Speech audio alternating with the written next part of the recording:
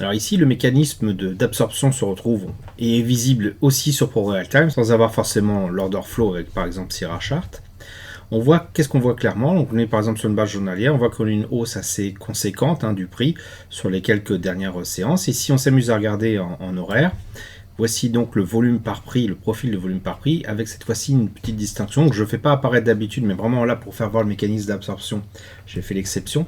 C'est de distinguer les ordres frappés au marché à l'achat, donc ceux qui sont en vert, et ceux frappés à la vente, qui sont en rouge. On se trouve ici donc en horaire, à la suite de la hausse qu'on a vue juste au préalable. On se retrouve donc dans un espèce de range où des échanges vont avoir lieu. Qu'est-ce qu'on constate ici? Donc on a quand même un volume par prix qui est important, un range qui apparaît ici, un profil de volume par prix, un POC qui apparaît ici, ce qui laisse à penser que finalement sur ce niveau-là, eh bien, le point consensuel est à ce moment-là ici, donc tout le prix tourne autour et les hésitations se font autour de ce niveau de prix-là. Je prends juste une bougie après, et regardez bien ce qui va se passer sur le volume profil qui est sur la gauche. Voilà, juste une bougie, qu'est-ce qu'on constate? Énormément de transactions qui sont apparues ici. Donc du coup, même le point consensuel finalement apparaîtrait là. Bon, je vais le retirer parce que là, c'est pas forcément l'important. Ce qui nous intéresse, c'est voir le mécanisme d'absorption. Donc on s'est retrouvé en l'espace d'une bougie de 15 minutes, 15 minutes uniquement, à avoir une explosion des volumes sur ce niveau-là. Et qu'est-ce qu'on constate? Il y a énormément d'ordres d'achat en vert frappés au marché sur ce niveau de prix-là.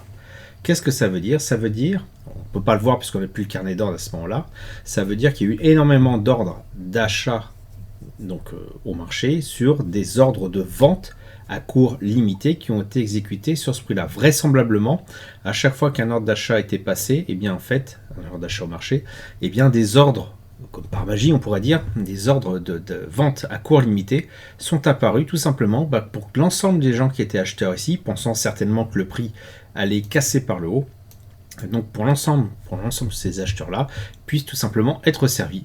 Pour autant, il y avait un piège, et je pense que là, en étant devant l'écran, on s'en serait rendu compte, c'est que le prix n'a pas du tout évolué. Donc des volumes de transactions qui explosent, un prix qui évolue très peu. D'un point de vue analyse technique pure, on voit effectivement une bougie, un doji avec un pic important ici, mais à nouveau, là, c'est les ouvertures c'est les bougies de fin de journée, donc elles sont toujours plus importantes. Mais une fois de plus, on constate qu'il y a eu énormément de transactions sur ce niveau de prix-là. Qu'est-ce qui se passe juste après, le lendemain, à l'ouverture donc? Eh bien, le prix reste toujours dans le range, mais voilà, les jeux sont faits, l'ensemble des transactions ont eu lieu ici, et donc s'il y a eu beaucoup d'échanges et d'achats au marché ici sans que le prix baisse, eh c'est un symptôme finalement que vraisemblablement de gros investisseurs se sont positionnés à la vente grâce à les ordres à court limité certainement, donc dans le cadre d'ordres iceberg, et donc l'issue de cette bataille au sein de ce range est à la baisse. Et c'est précisément effectivement ce qui se passe quelques temps après. Donc le prix se met à baisser, donc c'est pas immédiat aussi. Il y a quand même d'autres échanges à ce niveau-là. C'est pas immédiat, donc le prix se met à baisser.